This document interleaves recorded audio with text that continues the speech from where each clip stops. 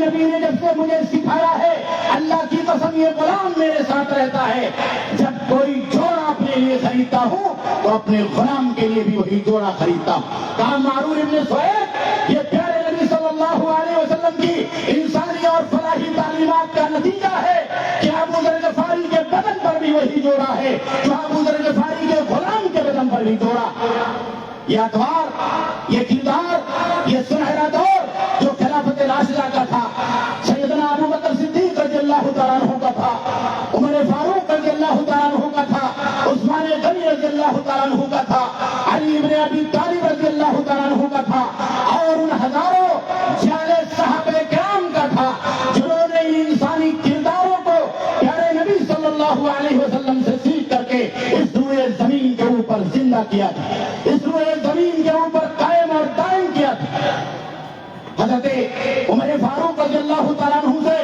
پوچھا گیا تو حضرت عمر فاروق رضی اللہ تعالیٰ عنہ نے خلیفہ بنائے جانے کے بعد لوگوں کو یہ جواب دیا، کہا کہ میں خلیفہ بنایا گیا ہوں،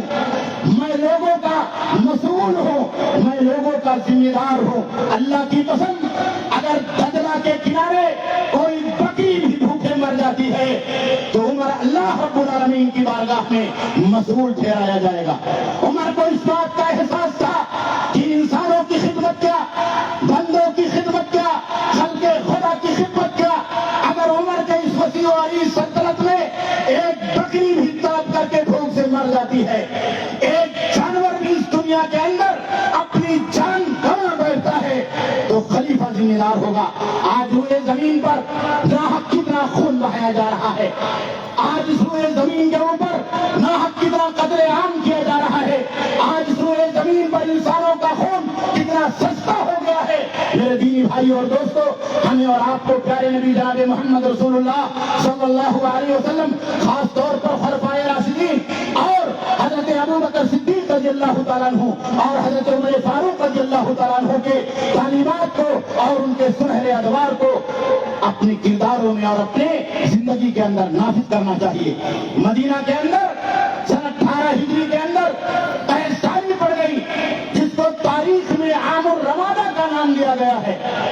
اتنی بڑی قحط سالی کہ لوگ بھوکوں مر رہے ہیں، تڑپ رہے ہیں، بلک رہے ہیں، کھانے کے لیے اناج نہیں ہے، گھروں کے اندر غلہ نہیں ہے، پینے کے لیے پانی دستیاب نہیں ہے۔ حضرت عمر فاروق رضی اللہ تعالیٰ عنہ لوگوں سے مخاطب ہو کر کے گویا ہوتے ہیں، کہتے ہیں اللہ کی قسم جب تک لوگ سیر نہیں ہوتے، جب تک لوگ سیراب نہیں ہوتے، اس بھکری میں اور عام الرمادہ کے اس سال میں اور اس مصیبت کی گھڑی میں عمر سیراب نہیں ہو سکتا ہے اور عمر سیر نہیں ہو سکتا۔ کتنی مثالیں تاریخ کے صفحات پر ہمارے اور آپ کے لیے پیغامات کی شکل میں، ہمارے اور آپ کے لیے بہترین کرداروں کی شکل میں محدثین نے، مورخین نے اور علماء امت نے درج کی ہے، جسے ہمیں اور آپ کو پڑھنا چاہیے۔ تحفظ انسانیت کانفرنس کا جو حقیقی پیغام ہے اس کا ایک جز یہ بھی ہے کہ اللہ کے بندوں کی خدمت کے لیے مسلمانوں کو اس کائنات کے اندر اللہ رب العالمین نے برپا کیا۔ کنتم خیر امت اخرجت للناس،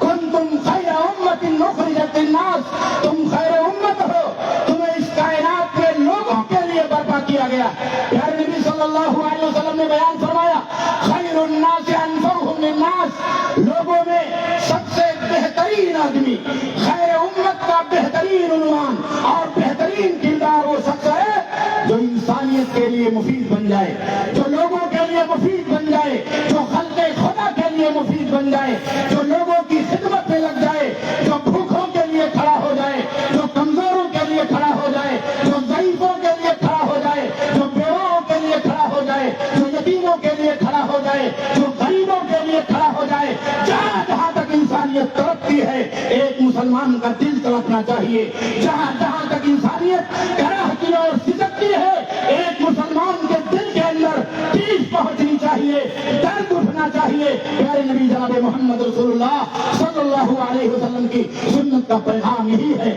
پیارے نبی صلی اللہ علیہ وسلم نے بیان فرمایا من نفذ کربۃ،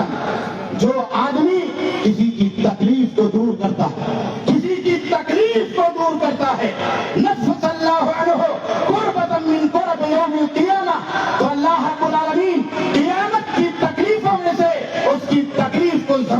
فرمائے گا۔ میرے دینی بھائی اور دوستو، خدمت خلق کا جو تصور عہد خلافت راشدہ کے اندر ہمارے صحابہ کرام نے اور خاص طور پر خلفائے اربعہ نے قائم کیا، وہ ہمارے اور آپ کے لیے نہیں بلکہ دنیا کی تمام سلطنتوں کے لیے، دنیا کی تمام حکومتوں کے لیے، دنیا کے تمام اداروں کے لیے، دنیا کی تمام کانسٹیٹیوشن کے لیے اور دنیا کی تمام سوسائٹیوں کے لیے مثال۔ اس لیے ہمیں اور آپ کو ان مثالوں کو اپنی زندگی کے اندر قائم کرنا ہے، اپنے وطن عزیز میں قائم کرنا ہے، اور اپنے وطن عزیز میں ایک اچھا شہری بن کر کے، ایک اچھا مسلمان بن کر کے، ایک اچھا انسان بن کر کے اپنے آپ کو اور اپنے دین کو اور اپنی شناخت کو لوگوں کے درمیان پیش کرنا ہے۔ اللہ رب العالمین سے دعا ہے کہ اللہ رب العالمین انسانی سلوکیات کو ہمیں اور آپ کو سمجھنے کی کتاب اور سنت کی روشنی میں توفیق عطا فرمائے، اور جو بنیادیں اللہ کے نبی نے استوار کی تھی اور خلفائے راشدین نے اس پر عمل کیا تھا اور اپنے عہد خلافت راشدہ کے اندر اس کو قائم اور دائم کیا تھا، ہمیں اور آپ کو اسے اپنی زندگی میں نافذ کرنے کی سعادت نصیب فرمائے۔ ربنا تقبل منا انک انت السمیع العلیم، والسلام علیکم ورحمۃ اللہ وبرکاتہ۔ وعلیکم السلام ورحمۃ اللہ۔ یہ تھے فضیلۃ الشیخ ماشاءاللہ بھی یہ کا بہت ہی بلوالا انگیز حکیم عبد المعبود مدنی، زبردست خطاب تھا بھائی۔ ایک نظم ہے دفاع صحابہ، جس کا عنوان ہے دفاع صحابہ، میں پیش کرنے کے لیے دعوت دے رہا ہوں سلمان